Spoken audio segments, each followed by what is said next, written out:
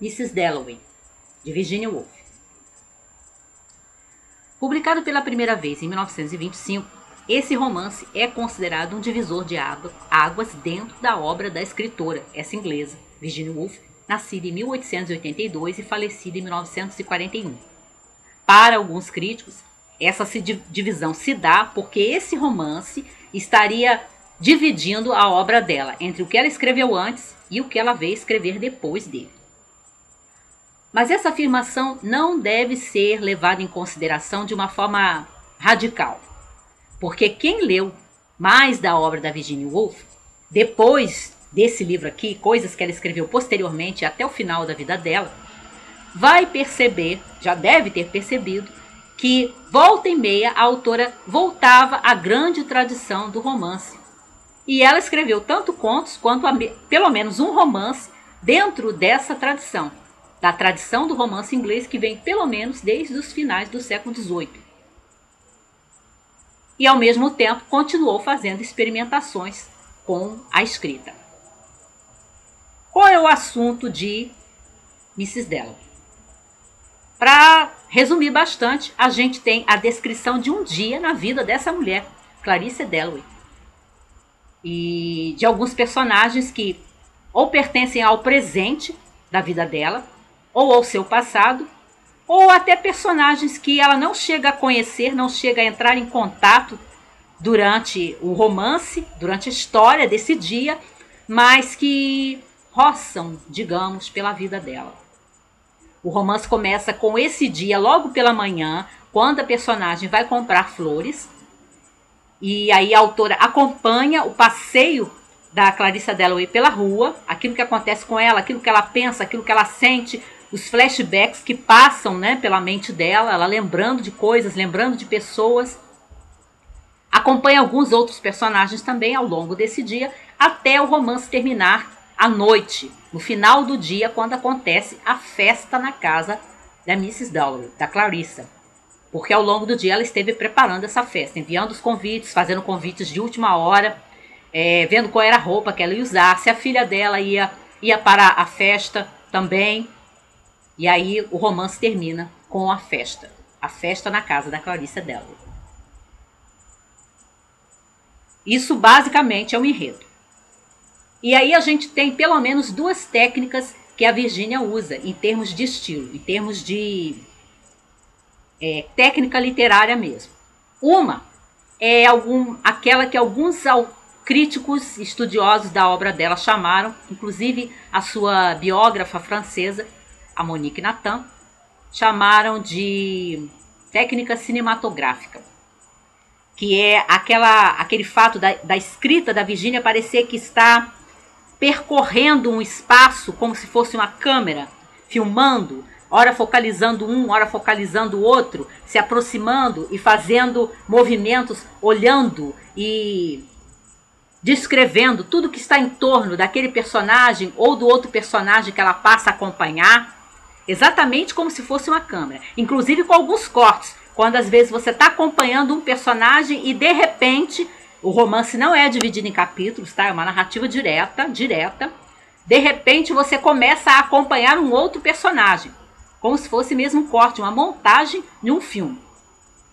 Então você tem essa técnica cinematográfica na escrita, né? Na forma como ela vai, na narrativa, acompanhando, parando, e quando ela para e focaliza um personagem, é quase como se fosse a câmera fazendo um close-up, se detendo naquela figura. E aí entra a segunda técnica, o segundo recurso estilístico que ela usa nesse livro. Predominantemente esses dois. E esse segundo seria o famoso fluxo de consciência. Porque aí ela focaliza aquele personagem, faz um close em cima dele e mergulha no personagem, nos seus pensamentos, nos seus sentimentos, nas suas reminiscências. O romance quase não tem diálogos, você tem muito mais esse mergulho e a descrição desse movimento dos personagens, da técnica cinematográfica, esses momentos em que a câmera, que é escrita, né, a narrativa da Virginia, se aproxima de um personagem e aí se detém e entra no fluxo de consciência. Quando você tem esses flashbacks que são fruto dos pensamentos e sentimentos dos personagens. Não tem aqueles cortes tradicionais, como do romance tradicional, em que aí você passa a contar o que aconteceu no ano X com fulano, quando ele estava com Beltrano, nada disso. Está misturado dentro do fluxo de consciência os flashbacks que acontecem aqui. Aqui, tem vários. O Leonardo Frois, que é um outro tradutor brasileiro da Virginia Woolf, que traduziu esse livro aqui, que eu já tenho até, fiz o vídeo, resenha, vou deixar o link embaixo, O Valor do Riso. Na apresentação desse livro que ele traduziu da Virginia, o Frois observa alguns usos e abusos que fazem aquele estilo de escrita peculiar da Virginia Woolf. E aí ele fala do uso e abuso dos pontos e vírgulas e dos travessões. E realmente, essa tradução aqui não é do Leonardo Frois, é do Mário Quintana, tá? É antiga. Mas aí eu, por curiosidade, lembrei dessa observação do Frois e fui passar os olhos até das páginas que eu já tinha lido ou que ainda ia reler. E você encontra, numa página só você encontra vários travessões, às vezes 2, 3 no mesmo parágrafo. Ela também usa muito os parênteses e os ponto e vírgula, que é muito curioso, né? Você lê uma obra de ficção com ponto e vírgula. O ponto e vírgula me parece muito mais característico dos ensaios, dos textos de não ficção. Mas a Virginia usa bastante ponto e vírgula. É uma marca da escrita dela mesmo. E da escrita realmente dela, não um resultado de tradução, porque você encontra também, traduzido por outra pessoa, que é o Mário Quintana, essas características que o Leonardo Frois apontou na apresentação do O Valor do Riso. Uma outra coisa. Eu estava lendo, né, e querendo comparar as minhas impressões com as observações sobre o texto, sobre a escrita da Virginia.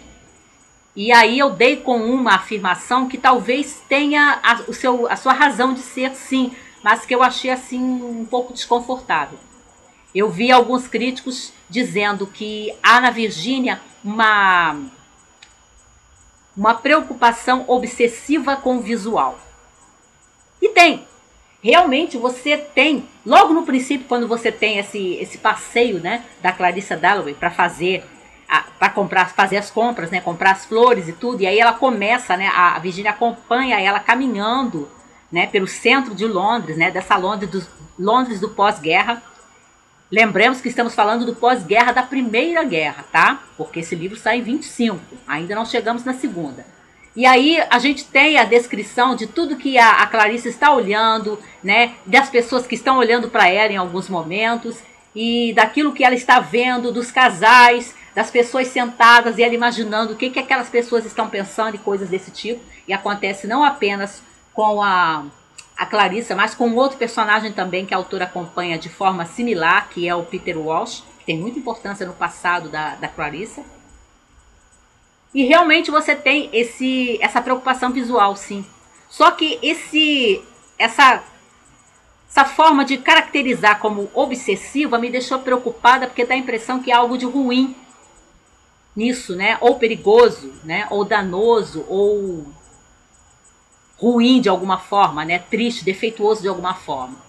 Preocupação obsessiva com o visual. Quando eu acho, e quando eu reli agora, né, eu senti isso bastante, logo que eu comecei a reler, porque eu mergulhei na narrativa, eu senti isso, eu fui envolvida da mesma forma como eu me lembrava de ficar, que esses passeios da Clarissa e do Peter, eles são assim, na maneira como a Virginia descreve, né, os passeios e os olhares e a forma como ela vai mostrando, né, caminhando com a sua escrita, com a sua câmera, para mostrar tudo que está em torno da Clarissa, que está nas proximidades dela ou que está nas proximidades do Peter, me passa muito mais uma espécie de júbilo, de prazer, de deleite da Virginia com a variedade humana, com Londres cheia de gente andando pela rua. Enfim, uma espécie de celebração de como a natureza humana e como a raça humana é variada, é multifacetada, é rica mesmo, e como isso é bom. Porque eu não sinto na Virginia, apesar de todos os problemas de saúde que ela teve ao longo da sua vida, até acabar se suicidando, uma visão desesperançada da vida. Eu nunca senti isso na escrita dela, apesar de todos os problemas pessoais de saúde que ela tinha. Então, eu sinto isso e relendo eu senti de novo. Esse júbilo, essa celebração da vida, essa celebração da existência, essa celebração de você olhar para as pessoas e ter aquela curiosidade saudável sobre quem são essas pessoas, sobre o que eles estão conversando. Ah, pode ser isso, pode ser aquilo. Isso de uma maneira assim, em que ela parece estar se deleitando, parece estar realmente celebrando. Para confirmar essa minha impressão, eu me lembrei que tem um ensaio aqui, selecionado e traduzido pelo Leonardo Frois, em que a Virgínia, num texto de não ficção, porque aqui são ensaios, e num texto que parece com as nossas crônicas, né, brasileiras, lembra um pouco, a Virgínia descreve um passeio que ela fez para sair pela rua para comprar um lápis. E a forma como ela vai descrevendo o seu passeio, tudo que ela ficou olhando até ela chegar, né, no local onde ela comprou o lápis, lembra essa celebração, esse júbilo que eu sinto lendo a maneira como ela usa a sua escrita para descrever os passeios do Peter, os passeios da Clarissa e outros momentos com alguns outros personagens, mas principalmente com esses dois.